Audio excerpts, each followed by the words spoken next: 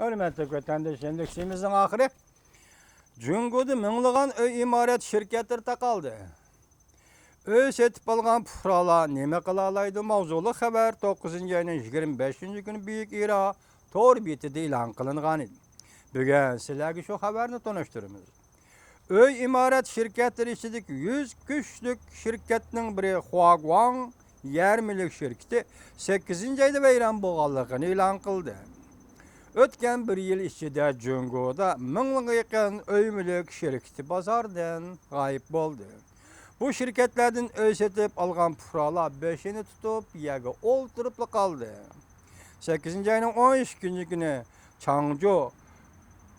Changzhou Shihuang öy mülk şirketi bayram bo'ldi.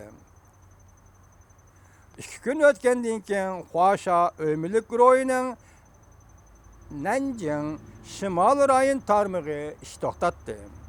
Bu şirketten öy setip algan 49 aile pul topshirdi, öy yo'q holatda joyda o'ltirib qoldi. Guangdong Heyinyi öy mülk guruhi qarz kirisisiga petib qoldi. Beijing, Wuhan, Sichuan qatorliq joylarda net yüzlеген öy mülk şirketleri bozordan g'oyib bo'ldi yoki taqaldi. 2015 yılga yetip kelgende öy mülk şirketlerinin taqılışı iş to'xtatganligi to'g'risi xabarlar quloq tubidan ketmaydigan bo'ldi. Ko'plagan shirkatlar bozordan chiqib ketdi. Tahlil qilib boqaylik. Junguda öy imorat mulk şirketleri ta'minlash bilan ehtiyoj o'ttirishida ishlab chiqaramdi, ish qilamdi yoki tuvar uylarni ishlab chiqarib bozorga salamdi.